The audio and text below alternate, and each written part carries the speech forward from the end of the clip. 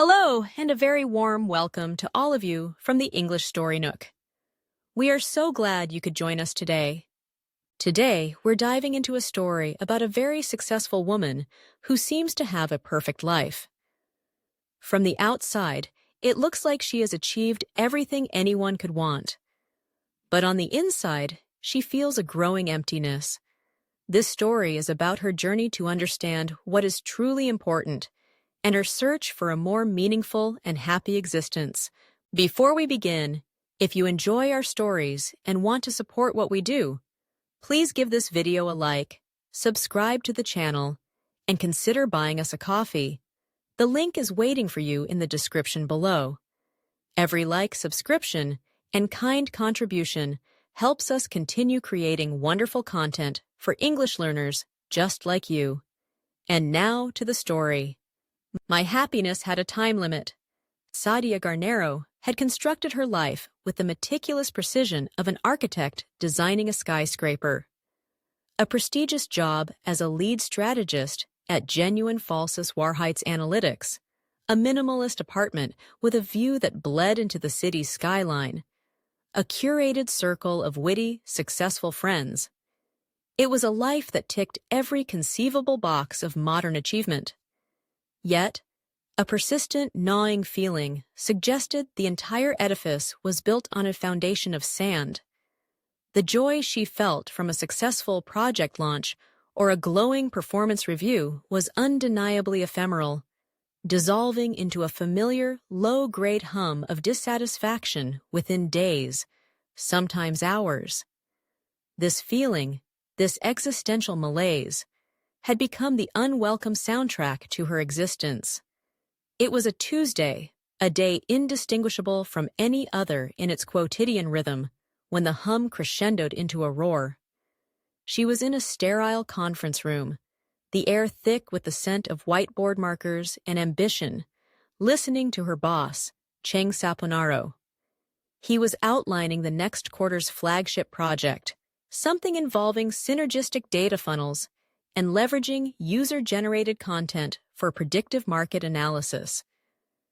His passion was palpable, but his words were a meaningless jumble to Sadia. He was notoriously intransigent, a man who saw compromise as a character flaw, and as he spoke, Sadia felt a profound sense of dislocation, as if she were watching a film of someone else's life.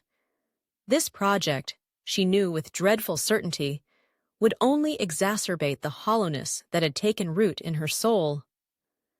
That evening, she met her friend, Iris Del Campo, at a dimly lit wine bar. Iris, with her pragmatic and ever-sanguine outlook on life, was usually a comforting presence.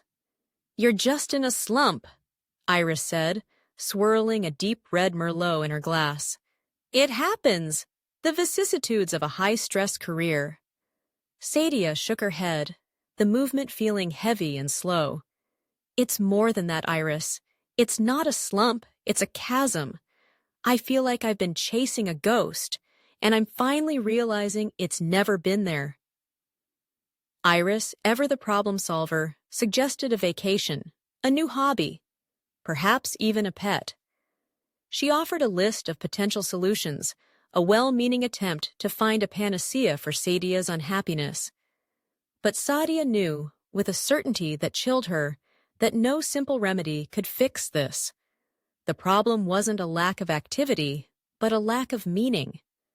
The following weeks saw the project at Genuine Falsus Warheights Analytics ramp up, and with it, Sadia's internal crisis. The work's pernicious nature was in its very pointlessness. It was designed to make people buy things they didn't need, a goal that felt not just empty but vaguely malevolent. She would sit in meetings, nodding and contributing ideas, while her mind would ruminate on her choices, tracing the path that had led her to this specific air-conditioned version of hell. The ubiquitous corporate jargon, the forced enthusiasm, the sheer unadulterated banality of it all, it was a weight that grew heavier each day. Her carefully constructed life began to feel less like a skyscraper and more like a beautifully decorated prison. She started to eschew social gatherings, finding the small talk and performative happiness of her peers utterly exhausting. One Friday afternoon, on a sudden, desperate impulse, she booked a train to a small, forgotten town on the coast she'd once seen in a travel magazine. She didn't tell anyone where she was going. For 2 days, she walked along wind-swept beaches, the gray sea churning beside her.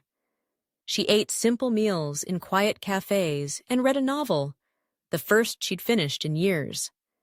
The town was unapologetically prosaic, with its peeling paint and sleepy fishing boats, a stark contrast to her sleek, optimized city life. It was there, sitting on a cold stone seawall, that she had her epiphany. She had been searching for a grand, singular panacea for her existential dread, when the real issue was the life she was trying to cure. She had allowed the values of a world she didn't believe in to dictate her own. The realization didn't bring euphoria, but a quiet, grounding clarity. She finally understood the pernicious effect her career was having on her well-being. Returning to the city on Sunday night, Sadia felt a strange sense of calm. The decision had been made, the internal debate settled. On Monday morning, she walked into Chung Sapanaro's office. He was, as usual, reviewing analytics on a vast monitor.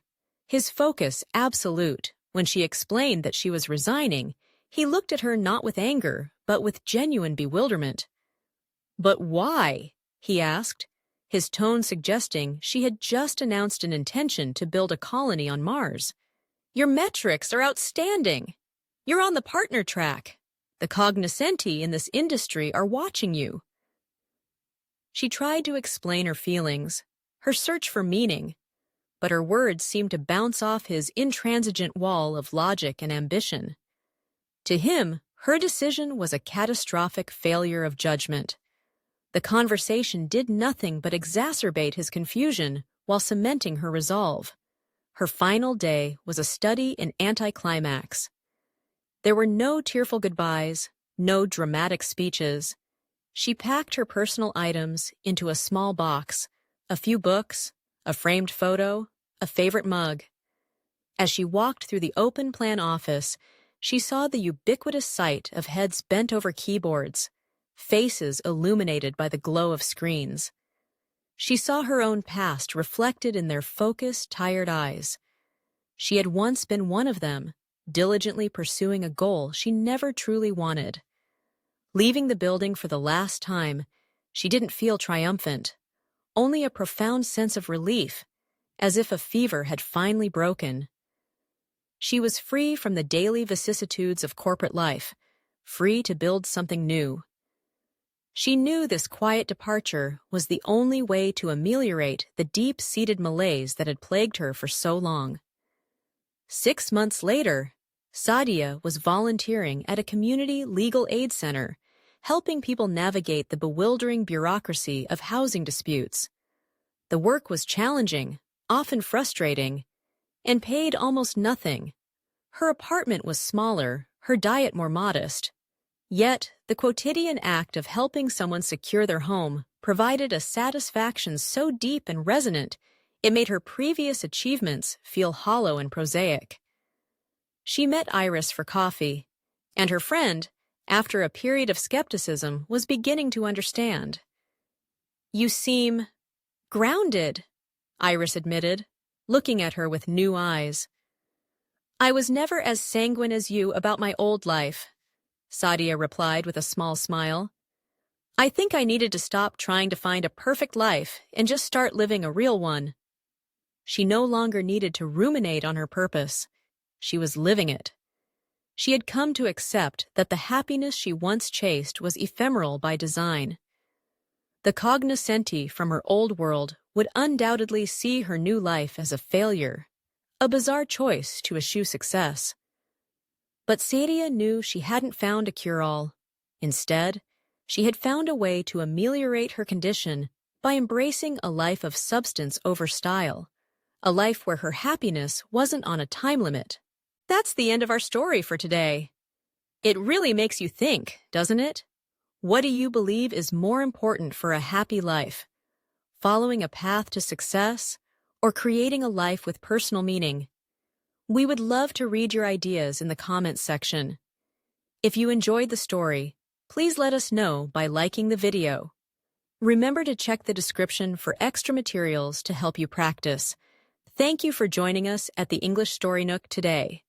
Keep practicing, stay curious, and we look forward to sharing another story with you very soon. Happy learning, and goodbye for now.